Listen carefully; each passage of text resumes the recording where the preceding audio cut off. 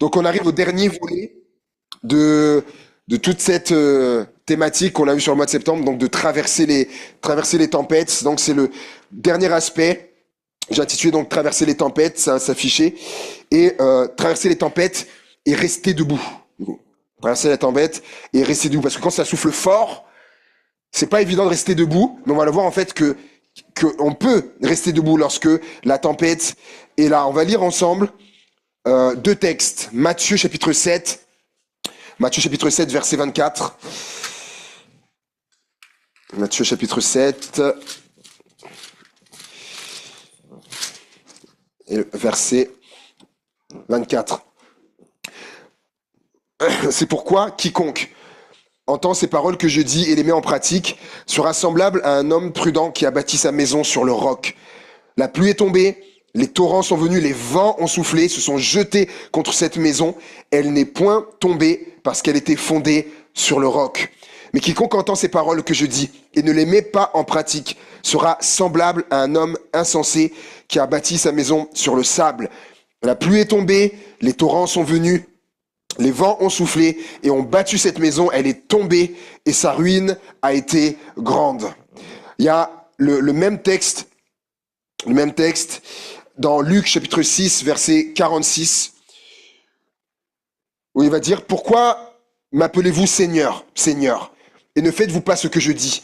Je vous montrerai à qui est semblable tout homme qui vient à moi, entend mes paroles et les met en pratique. » Vous voyez là, il y a une différence avec Matthieu où il parle d'un homme avisé ou d'un homme prudent. Là, il dit d'un homme qui vient à moi, qui entend mes paroles et les met en pratique. Il est semblable à un homme qui, bâtissant une maison, a creuser profondément. Ça n'apparaît pas dans Matthieu. A creuser profondément et a posé le fondement sur le roc. Une inondation est venue et le torrent s'est jeté contre cette maison sans pouvoir l'ébranler parce qu'elle était bien bâtie. Mais celui qui entend et ne met pas en pratique est semblable à un homme qui a bâti une maison sur la terre, sans fondement.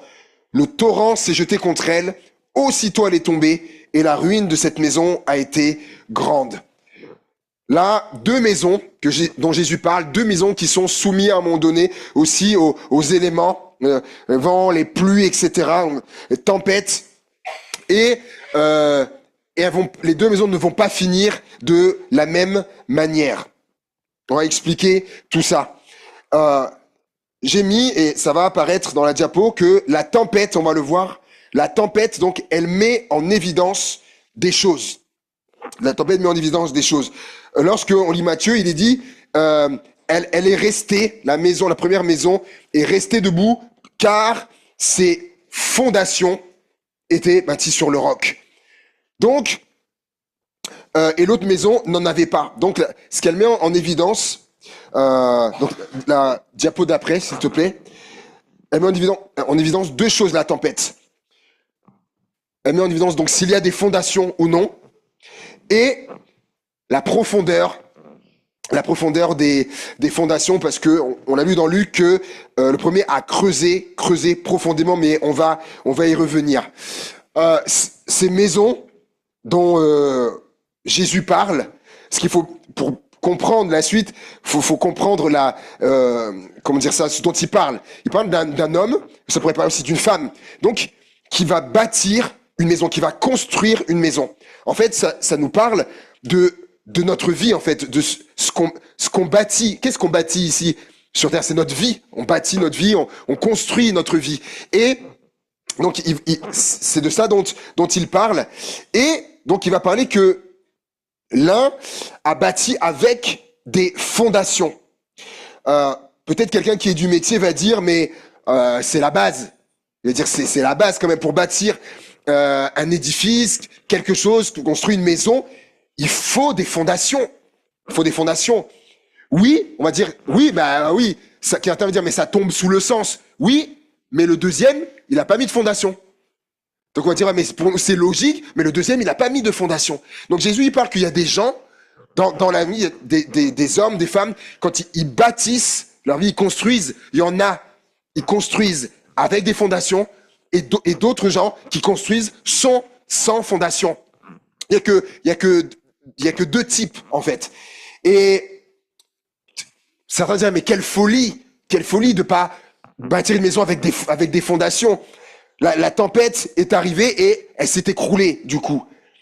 Et donc Luc nous dit que le premier, il a creusé, donc il a bâti les fondations, mais il va dire qu'il a creusé profondément. Et c'est intéressant quand même ce qu'il dit. Il répète creuser. Déjà, il aurait juste dire, il a creusé, et puis il a fait ses fondations. Non, il dit, il a creusé, et même là, il aurait pu s'arrêter aussi. Il a creusé, il a bâti. Non, il a creusé profondément. L'homme prudent a creusé profondément. En fait, j'ai été regardé parce que pour le coup, moi, je suis pas du métier, et donc j'ai été regarder, me documenter. Donc, il y a différents types de fondations, et il y a ce qu'on appelle donc il y a les fondations superficielles, etc., et les fondations profondes. Tiens, intéressant. Et les fondations profondes sont des fondations qui sont au-delà, en dessous de 3 mètres de profondeur. Donc quand tu es en dessous de la terre, tu creuses 3 mètres. Donc, quand tu continues, là, on est dans les fondations profondes. Et là, Jésus dit, lui, il a creusé profondément. Donc, à plus de 3 mètres de profondeur. Et pour ça, mes amis, ça demande un petit effort quand même. Et le mot est faible, un petit effort. Creuser. Je sais pas si certains ont creusé. Là, en plus, on parle pas juste d'un trou. Ok, bon, déjà, faut le faire. Creuser à 3 mètres. Voilà. Mais c'est pas juste un trou, c'est les fondations d'une maison. Donc, voyez un petit peu l'effort qu'il a fallu. Et je vous la rappelle, le premier, les fondations, la maison, elle était bâtie sur quoi? Non, le premier. Sur le roc. Le premier dont il parle, il va parler d'abord de celui qui construit sur le roc. Voilà. Et allez-y creuser dans le roc. Là, pour ceux qui sont dans le bâtiment, et là, faut plus l'appel. Là, faut plus l'appel. Hein. C'est le frère Alba, il a fait ça. Oui, effectivement, faut. Alors, rappelez-moi le nom déjà. Bertrand Bicker.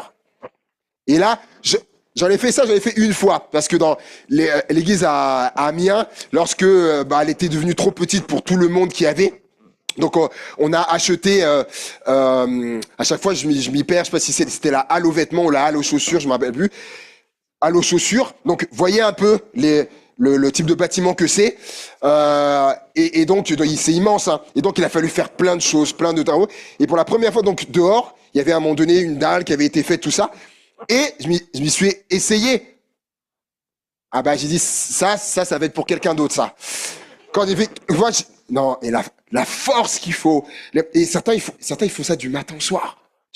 Et là, en faisant ça, vraiment je me dis respect. J'ai dit respect vraiment parce que c'est quelque chose. Donc il a creusé à plus de 3 mètres de profondeur dans la roche. Waouh.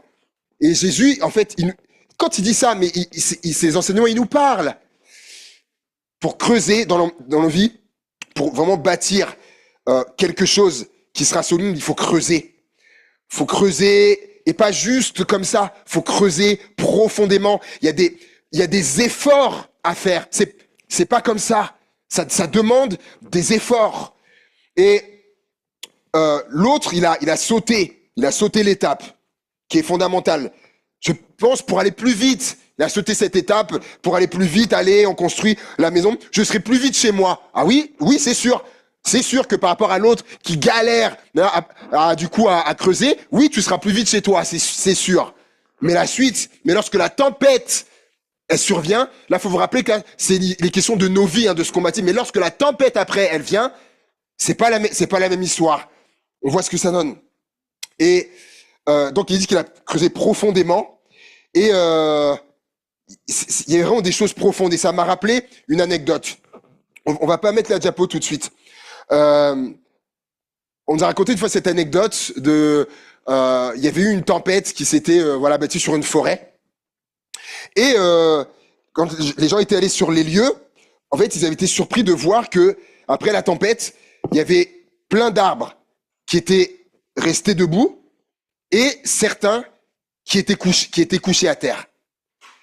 Sauf que c'était les mêmes arbres C'était les mêmes, c'était pas des chênes et des bouleaux ou des hêtres, etc. Non, c'était les mêmes types d'arbres.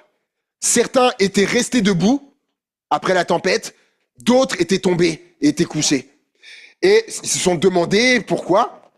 Ils sont allés loin. Et ce qu'ils ont remarqué avec les arbres qui étaient couchés, là tu vas pouvoir mettre la diapo s'il te plaît, c'est que ceux qui étaient tombés, leurs racines, elles étaient toutes petites. Leurs racines, elles étaient toutes petites. Elles n'étaient pas profondes. Jésus dit, il a creusé profondément. Leurs racines, elles n'étaient pas profondes. Les arbres qui étaient tombés, à la différence des arbres qui étaient restés debout. On peut rester sur cette image. Je vais vous donner une anecdote que tout le monde connaît, qui va rappeler à tout le monde. 2020, on nous annonce que on va devoir tous être parqués chez nous. Et vous savez, hein, le Covid, on n'avait jamais vécu ça. Confinement planétaire, partout, l'histoire n'a jamais vécu ça, l'histoire de l'humanité. Et le temps passe, etc. Vous savez, un déconfinement, ça revient, reconfinement, etc. Tout ça. Et quand cette période est passée là, d'un peu plus de 2 ans là, toutes les églises, je dis bien toutes les églises du monde ont fait ce constat. C'est que après cette tempête, parce que c'était une tempête hein, pour la planète, le Covid. Après cette tempête, eh ben dans les rangs des églises, il manquait des gens. Il y avait des gens qui étaient plus là. Je parle pas de gens partis par le Covid, c'est pas ça dont je parle. Des gens qui étaient toujours là, en vie, mais il manquait des gens. Et je parle pas des gens donc qui étaient partis par le Covid. Je parle pas des gens qui étaient malades ou des gens qui pouvaient plus se déplacer. Non. Des gens en pleine santé, qui étaient là dans les églises, qui servaient dans les églises et tout ça. Après le Covid, je vous le dis, c'est un constat mondial. Après ça, certains disparus, volatiles, et des gens certains qui étaient là depuis très longtemps, etc. Disparus, volatilisés. Et on sait en fait où ils sont, mais la foi, mais tout le monde s'est dit, mais comment c'est possible? Comment c'est possible? En fait, cette tempête, Covid, quand j'ai dit tout à l'heure que la tempête, elle révèle des choses, s'il y a des fondations ou non, s'il y a des fondations, si elles sont profondes, la tempête Covid a révélé des choses, et notamment les fondations que les gens avaient ou pas. Et ça, je suis convaincu de ça. Et à révéler la profondeur de ces fondations, la taille qu'avaient les racines, si elles étaient profondes, nous aussi, elles étaient toutes petites. La tempête est arrivée, tombée, comme la maison, pas de fondation, tombée, comme l'arbre, tombée. Et des fois, je vous dis, on a été étonnés. On a été étonnés de voir que des gens, je vais parler à titre personnel, des gens que je pensais très solides dans la foi, parce que tout apparaissait comme ça que c'est ça, c'est quelqu'un qui est solide dans la foi, et de voir que, en fait, être renversé par la tempête, à un moment donné comme ça, on est tombé de haut. Et ça, je vais vous le dire, on est tombé de haut. Ou à l'inverse, des personnes qui paraissaient moins robustes, et qui, quand la tempête est arrivée, Covid, ils sont toujours là, ou elles sont toujours là. Et elles paraissaient moins robustes dans la foi, et elles sont là. Mais en fait, les racines, elles étaient très profondes. Et c'est pas une question de ce qu'on voit, j'ai compris, c'est pas une question de ce qu'on voit, en fait. Puisque généralement, les racines, on les voit pas. Et je dirais que dans le premier cas que je viens de vous citer, l'arbre était très costaud, mais certaines racines étaient petites, certaines. Et comme si je viens par ici là, hein, un peu plus frêles, mais après la tempête, toujours debout. Et ça fait toute la différence. Et le fait d'être enraciné, regardez ce que dit Colossiens, chapitre 2, verset 6. Colossiens, chapitre 2, et le verset 6. Colossiens, chapitre 2, verset 6. Ainsi donc, comme vous avez reçu le Seigneur Jésus-Christ, marchez en lui, en étant, quoi? Enraciné, en étant enraciné et fondé en lui et affermi par la foi dans les instructions qui vous ont été données et abondées en action de grâce. C'est hyper puissant. Il dit, marchez en lui en étant donc enraciné comme les arbres. Il y a un chant que tu as pris tout à l'heure, Gabriel, le premier qui nous parlait d'arbres. Quand j'ai lu le chant, j'ai dit, ah Seigneur, t'es là, tu conduis. Il a appris même un des chants qui parlait du rocher aussi. On va venir. Et en étant enraciné, fondé, donc les fondations comme une maison, en étant fondé en lui et affermi. Et c'est ça qui te renferme en fait. Enraciné en Christ, fondé en lui, c'est ça qui te renferme. Et quand la tempête vient, tu restes debout. Tu restes debout. Et quand je suis comme ça, je suis comme un arbre, comme le dit le psaume 1er, on regarde la diapo d'après, c'est comme un arbre planté près d'un courant d'eau, comme un arbre planté. Vous voyez, il est là-bas, vous voyez où est-ce qu'elles vont ses racines? Wow. Ça, mes amis, la tempête, elle vient, c'est chaud pour des racines là. Des racines très grandes, profondes, comme il dit, c'est en lui. À chaque fois, il dit en lui, en lui, en lui. C'est en lui, c'est en Christ. Et d'ailleurs, regardez ce qu'il est dit, ce que Paul dit. Alors,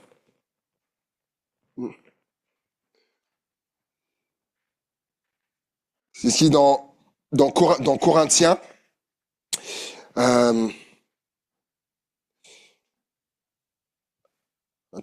La référence. Ah non, parce qu'on le verra après.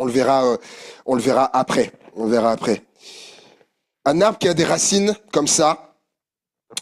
J'ai dit bon courage pour que la tempête le fasse tomber.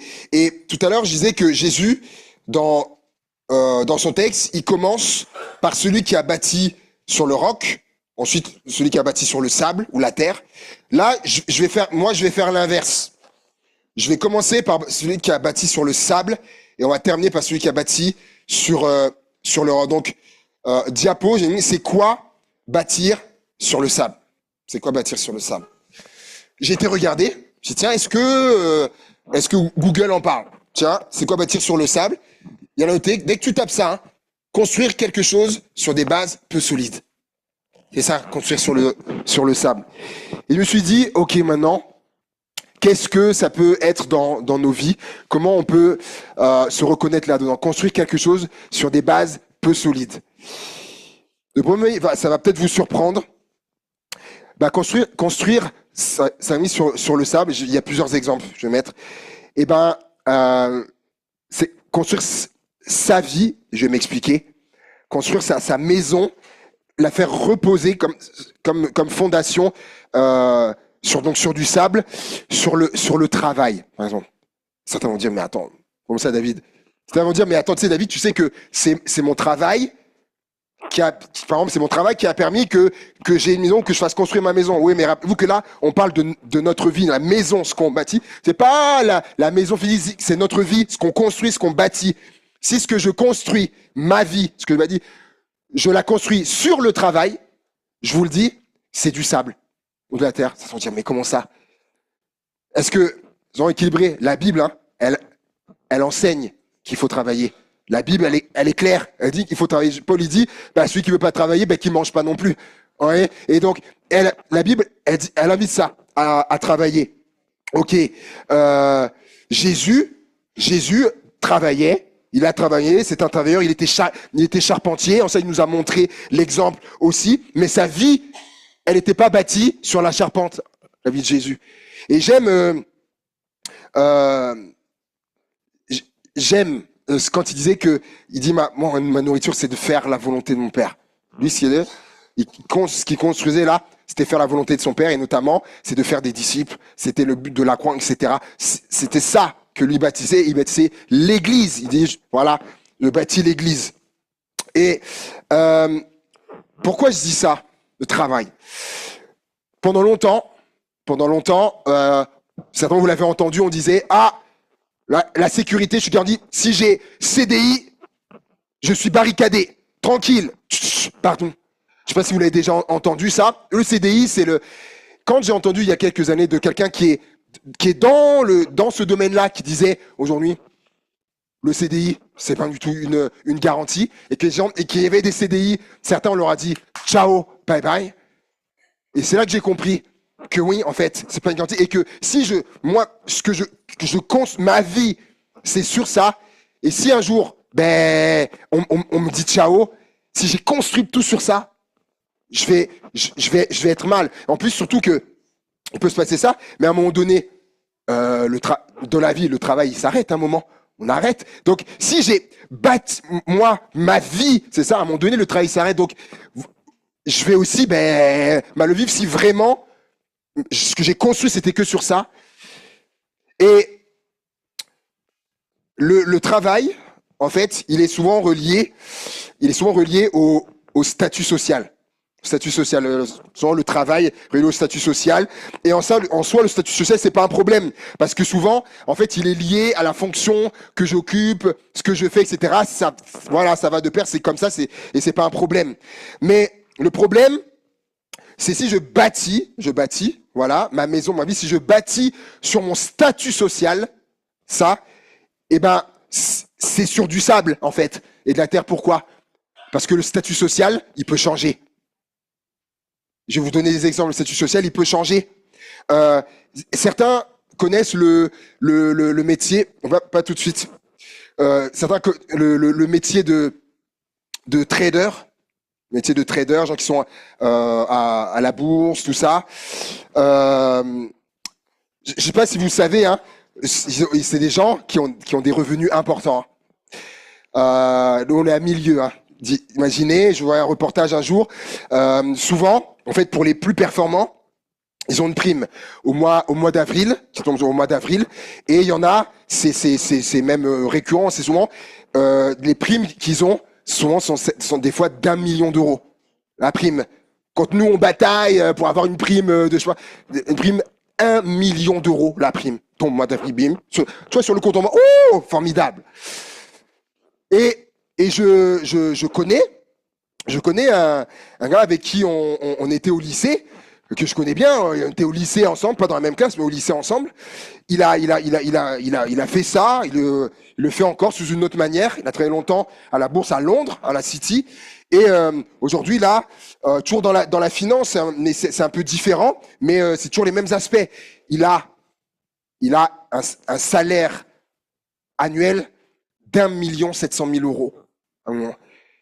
Et dans le domaine là où il est sa société, dans les 50 plus hauts salaires du monde de cette société-là, 1,7 million € son salaire annuel. Et je vous tresse le tableau. Lorsqu'il y a eu la crise boursière, par exemple celle de 2008, je voyais un reportage à la télé. Il y a les traders qui, du fait de cette crise, ont fait perdre des sommes colossales à des sociétés, des fois plusieurs centaines de millions de dollars perdus, comme ça. Donc, beaucoup, les postes ont sauté, etc. C'était une crise boursière, mais même sociale, avec des gens ça a été très compliqué. Je voyais dans ce reportage, il y avait un homme qui était trader, et il le montrait, c'était triste, hein. Il était devenu sans abri. Elle est dehors, avec femme et enfants. Lui qui gagnait ce que je viens de vous expliquer, la vie qu'il avait. Quand on dit le statut social, le statut peut changer. Donc si j'ai bâti et construit sur ça, le jour où ça change, et les gens, et c'est la vie, des fois ça change. Je me rappelle d'une dame qui était DRH dans une entreprise. Voilà, il s'est passé ce qui s'est passé. Et elle s'est retrouvée à distribuer des imprimés publicitaires. Et je sais pourquoi, parce que moi je l'ai fait ce travail-là. Et donc je l'ai connu. Et elle avant était DRH, et elle le faisait, et avec humilité, son statut social avait changé, et elle dit voilà, je verrai comment faire et tout ça, je me disais, mais à ce moment-là son statut social avait changé. Donc, et Mais elle avait pas bâti. On voyait qu'elle avait pas bâti, du coup. En fait, ça mise sur ça, parce qu'on voyait, du coup, au niveau là-haut, que, voilà, elle dit ça a changé, mais elle n'avait pas bâti sur ça. Vous savez, il y a des années, pareil, on avait vu un documentaire sur des gens qui avaient connu avant la gloire, on va dire la gloire humaine, les feux, comme on dit, sous les feux des projecteurs, etc., les foules publiques, etc., tout ça. Et du jour au lendemain, montrez, ça s'est terminé pour certains. Mais certains, ils ont pété les plombs. Parce que pour eux, pour le coup, ils avaient bâti, construit sur ça, sur la notoriété, sur le statut social. Et quand il n'y a plus eu, patatrac. Et certains, ils ont commis l'irréparable, certains. On dit que c'est bâtir sur du sable. Je vous parle aussi des relations. Certains vont être étonnés. Les relations. Si je construis ma vie sur ça, sur les relations, c'est construire sur du sable ou de la terre. Attends, on va me dire, mais pourquoi? L'équilibre, les relations, c'est très important, les relations. Dieu nous a créés, nous sommes des êtres relationnels. Il nous a créés comme ça. Pourquoi? À son image. Parce que Dieu est relationnel. Dieu, il y a Dieu le Père, mais il a le Fils, il y a le Saint-Esprit. Donc les relations, c'est très important. Et je crois même que c'est important de bâtir, vous allez voir la nuance, de bâtir des relations qui sont saines, solides, stables, 3S, solides, stables, saines, de bâtir des relations. Voilà, de bâtir des relations, mais pas de bâtir sur. Vous avez vu la différence? De bâtir des relations, mais pas de bâtir ma vie sur les relations. Pourquoi? Parce que des fois aussi, les relations, des fois, ça peut changer. Il peut y avoir des variations de ça. Et je m'explique, il y a mes parents, depuis que je suis petit, je les ai vus avoir des relations. Souvent c'était bon aussi en termes de couple aussi, de couple d'amis avec enfants, tout ça. Pendant les vacances, voilà, on se voyait, on jouait ensemble, tout ça. Donc j'ai grandi comme ça. Et puis à un moment donné, il est arrivé que si je vous parle aujourd'hui, il y en a certains, je pense à deux couples par exemple, ils sont plus en relation, ils sont plus en contact. La vie a fait que il y a eu des choix qui ont été faits, qui collaient plus trop avec leur façon de voir, les valeurs, tout ça, vous voyez. Et aujourd'hui, c'est plus le cas, alors que pendant 10 ans, 15 ans, et donc si tu avais bâti ta maison sur ça, pareil, mais le jour où il n'y a plus ça, patatrac, en fait, ça s'écroule. C'est du sable, c'est de la terre. Même si c'est important, les relations, mais ne pas bâtir sur. Je pense également à ce groupe que je connais. Lorsque, ils avaient un très bon train de vie, bonne situation, et du coup, ils étaient du coup très entourés. Ils étaient très entourés. Et c'était eux qui payaient tout pour tout le monde. Ils étaient quand même beaucoup dans la fête, les choses comme ça. Tout ça. Et c'était eux, du coup, ils avaient les moyens, c'était eux qui payaient tout pour tout le monde. Les trucs de champagne, les ceci, les cela. Alors là, il y a plein de monde.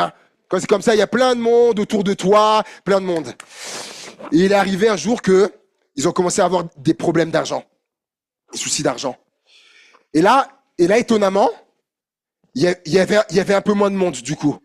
Et puis encore un peu moins de monde. Et puis un jour, elle appelle et puis ils étaient vraiment vraiment les problèmes financiers et elle commençait à appeler du coup les uns les autres. Il y avait plus personne. Son témoignage, il y avait plus personne qui répondait au téléphone. Alors qu'avant, des premiers coups de téléphone, les gens étaient là. Là, il y avait plus personne qui répondait au téléphone. Et c'était très compliqué parce qu'elle traversait la tempête. Et elle avait bâti tout sur ça. On raconte pas la dépression, les choses qu'elle a eues parce que elle avait tout construit sur ça. Et comme je vous ai parlé, il y avait ce rapport d'argent. Voilà, les gens qui étaient là, tout ça. Et l'argent aussi, un autre élément pour moi, bâtir sur le sable ou la terre, c'est ça, bâtir sur l'argent, pareil. Et là, on va pouvoir mettre la slide, s'il te plaît. Vous avez des gens qui bâtissent sur l'argent. Et quand j'ai découvert ce verset-là, c'était illumination pour moi. En effet, la richesse se fait des ailes et comme l'aigle, elle prend son envol.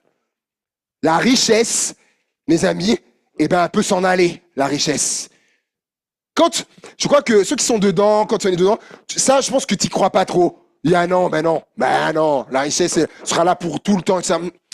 C'est quand même Dieu qui parle là. Il sait un petit peu ce qu'il dit, Dieu. Il dit la richesse se fait des ailes et comme l'aigle, elle prend son envol. C'est comme le sable, vous savez, quoi, le sable, j'essaie de réfléchir. Le sable, quand vous le prenez, hop, comme ça file entre les doigts. Hein. Est-ce que vous avez fait ce même constat que moi? Que lorsque l'argent, là, lorsqu'il arrive sur votre compte, la paie ou peu importe, vous avez vu la vitesse à laquelle il part? Non mais, je te dis, mais comment c'est possible?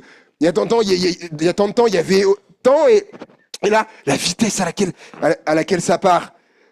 Et pourquoi j'ai mis ces photos? Parce que peut-être vous avez entendu parler de lui dans les faits divers, dans les journaux. FTX, la société qu'il a fondée, ce brave, qui a fait sa fortune, quelque chose de correct, hein, 17 milliards de dollars de fortune. Et je sais pas si c'était, du coup, il y a 1 ou 2 ans, je sais plus. En fait, ce qui s'est passé, c'est que c'était beaucoup relié au taux de change, tout ça. Écoutez-moi, en un jour, il a perdu sa fortune entière. En un jour, pas en deux, en une journée, 17 milliards terminés. Là, je pense que si tu as tout bâti sur ça, et il t'arrive ça, mais là, t'es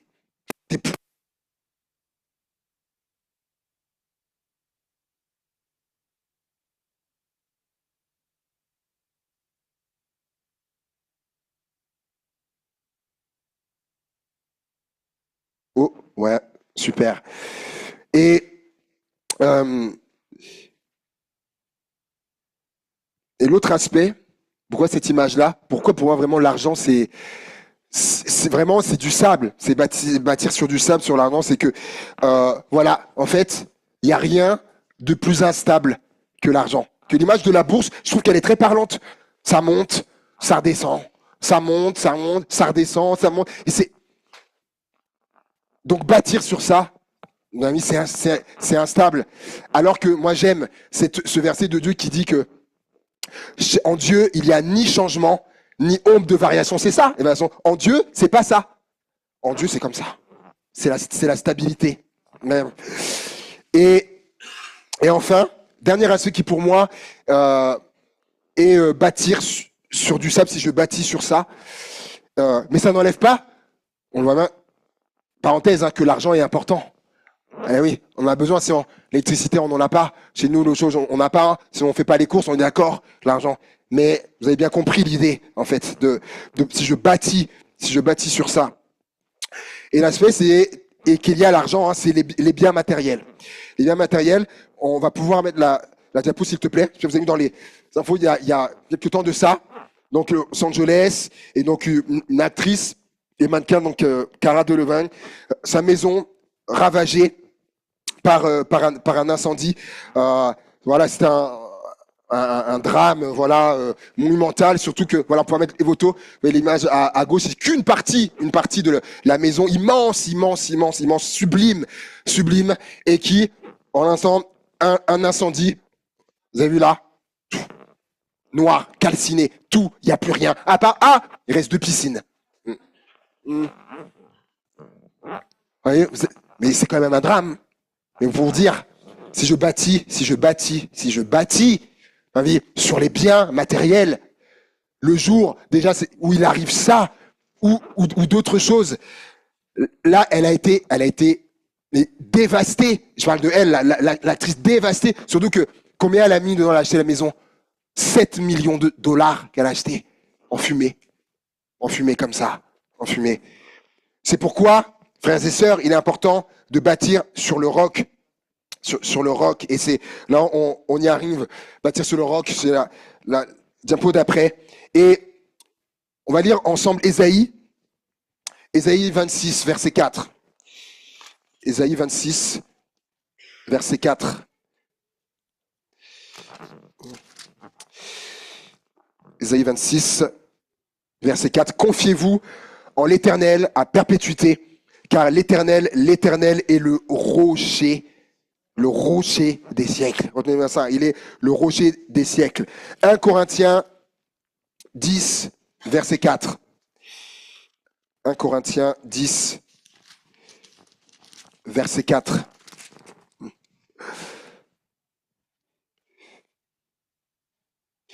Et qu'ils ont tous bu le même breuvage spirituel, car ils buvaient à un rocher spirituel qui les suivait, et ce rocher était Christ.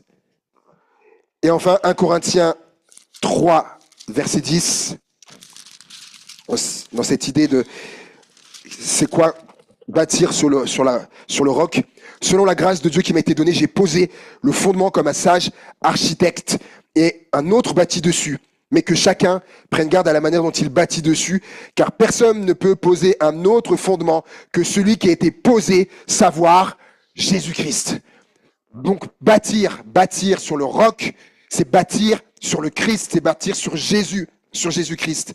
Et donc bâtir ma maison sur le roc, c'est bâtir ma maison, ma vie, ce que je construis sur Jésus. Et l'autre question qui vient, ça va s'afficher donc, ok, j'ai compris, bâtir sur le roc, c'est quoi? Comment bâtir sur le roc? Et je vais terminer avec ça.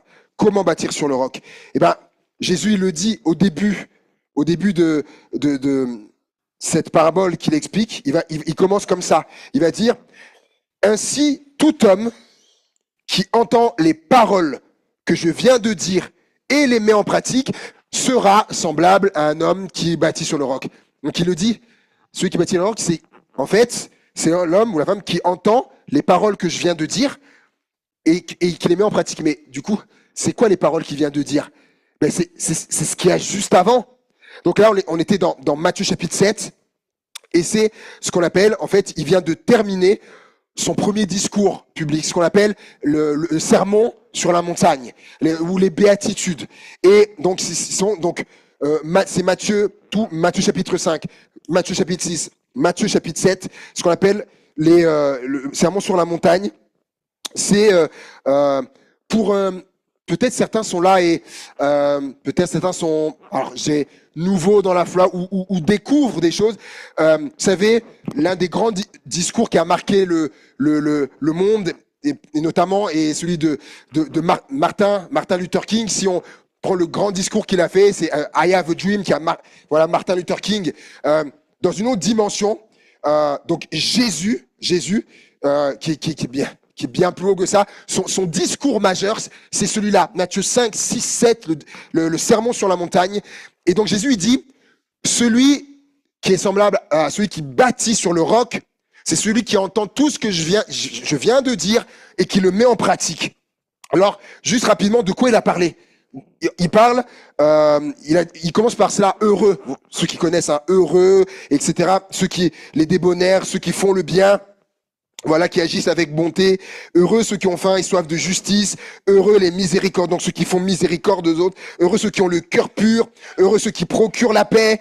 Il poursuit ensuite en disant, vous êtes le sel de la terre. Et vous êtes donc la lumière du monde.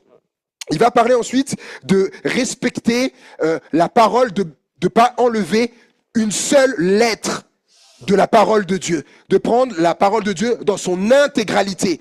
Et il parle de ça. Ensuite, il va parler de ne pas jurer. Ah oui, ça c'est dans la Bible. Il va parler de ne pas jurer. Il va parler de ne pas rendre le mal pour le mal. Donc que la vengeance ne doit pas faire partie du disciple, de celui qui suit Jésus. Il va parler après d'aimer ses ennemis. Ah, mais ça je vous laisserai le lire. D'aimer ses ennemis, de bénir ceux qui nous font du mal, de faire l'aumône aux pauvres, à ceux qui ont besoin, de ne pas prier. Il a parlé de ne pas prier pour se faire voir. Se faire voir. Il va dire non, mais quand tu pries, entre dans ta chambre, Matthieu 6, entre dans ta chambre, ferme la porte. Et après, il va parler de lorsque, il dit en priant, ne multipliez pas de vaines paroles. Il dit ça, c'est les incroyants qui font ça. Parce qu'ils croient que, à force de parler dans la prière, de redire, il va plus m'écouter, m'entendre. Jésus dit non, il va dire, il faut pas qu'il en soit, il va dire, ne leur ressemblez pas. Il n'y a pas besoin de prier longuement. C'est dedans. C'est dedans. Et il va parler ensuite du jeûne, le fait de jeûner. Il va dire, ne vous amassez pas des trésors sur la terre. Et ouais, tout ce qu'on a vu là, amassez-vous des trésors dans le ciel. Il va parler ensuite de ne pas s'inquiéter de la nourriture, du vêtement. Votre Père, il nourrit les oiseaux, les fers des champs. Il va s'occuper de vous, de vos besoins. Il va parler ensuite de ne pas juger les autres, de ne pas condamner les autres. Et ensuite, il va parler de demander, chercher, frapper.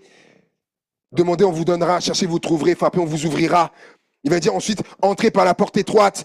Trop de gens, ils entrent par la porte qui est large, mais qui mène à la perdition. Il dit, vous, entrez par la porte étroite, le chemin qui est resserré, qui mène à la vie éternelle. Ensuite, il va parler, gardez-vous des faux prophètes. Il y a des faux prophètes. Il faut être conscient de ça. Avoir les yeux ouverts, qu'il y a des faux prophètes. Il veut dire, gardez-vous, n'écoutez pas leurs enseignements, ne les suivez pas, les faux prophètes. Parce qu'il va dire, mais comment je reconnais? Il va dire, vous les reconnaîtrez à leurs fruits. À leurs fruits. Des fruits qui sont mauvais. Et il terminera en disant, il ne suffit pas de dire Seigneur, Seigneur, il dira, pour entrer dans le royaume de Dieu. Il dira, celui qui entrera au ciel, dit, c'est celui qui fait la volonté de mon Père. Et il termine donc avec ça, mais le discours, j'ai fait rapide, il a duré plus longtemps que ça. Hein. Et il termine en disant cette parabole, celui qui met en pratique est un homme avisé qui a bâti sa maison sur le roc, celui qui entend ce que je viens de dire là, tout ça, et qui met ça en pratique. Il dit la tempête va venir, mais lui il va rester debout. Elle va rester debout. Avec des fondations comme celle-là, la maison ne pourra pas s'écrouler. Ne pourra pas s'écrouler. Ça me vient. Il y a autre chose que Jésus y parle dedans, dans le sermon sur la montagne. Il va dire à un moment donné, il va parler de l'adultère, tout ça. Et Jésus, il va élever la barre et il va dire, mais l'homme qui regarde une femme, déjà, qui regarde une femme pour la convoiter, il va dire, il a déjà commis adultère, déjà, avec elle. Donc, on voit qu'il vient remettre des choses en place. Et parce que lorsque la tempête vient révéler la tempête, elle vient révéler ce sur quoi nous avons bâti. Quand la tempête vient, et elle va révéler si j'ai bâti sur du sable, si j'ai bâti sur de la terre, ou si j'ai bâti sur le roc.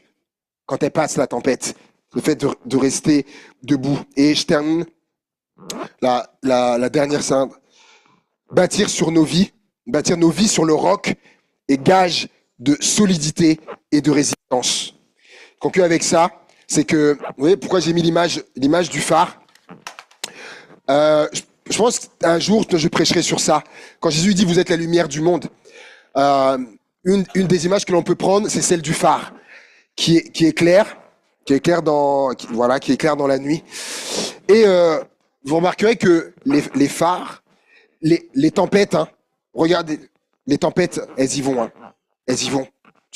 Quand ça bat en mer, ça y va sur les phares. Hein. Les phares, ils tombent pas. Les phares, ils tombent pas. Pourquoi? Allez, regardez. Ils sont sur quoi? Ils sont bâtis sur quoi? Sur la roche. Sur le roc. C'est important, très important. Et simplement, de vous rappeler ça, Paul qui dit, il va dire, soyez inébranlables. Inébranlables. Mais en fait, comme l'a dit un pasteur que j'ai vu qu'il a mis dernièrement, en fait, on pourra être inébranlable parce que le rocher est inébranlable. On pourra être inébranlable parce que Jésus est inébranlable. Et donc, si je suis enraciné, fondé en lui, alors oui, je serai inébranlable quand la tempête arrivera, mais c'est pas par moi, c'est parce que lui est inébranlable. Et on va terminer avec une chanson. Les enfants sont arrivés. On va terminer avec ça. J'aimerais entendre vos voix aussi, les enfants. Je ne sais pas si vous l'avez déjà appris cette chanson. Le fou sur le sable a bâti sa maison. Certains ne connaissent pas. Est-ce que les enfants, vous pouvez m'aider? Comment ça commence? Le fou sur le sable a bâti sa maison. Les enfants. Le fou sur le sable a bâti sa maison. Le fou sur le sable a bâti sa maison et la tempête arriva. Qu'est-ce qui s'est passé? Le vent souffla et la pluie tomba. Les enfants, le vent souffla et la pluie tomba.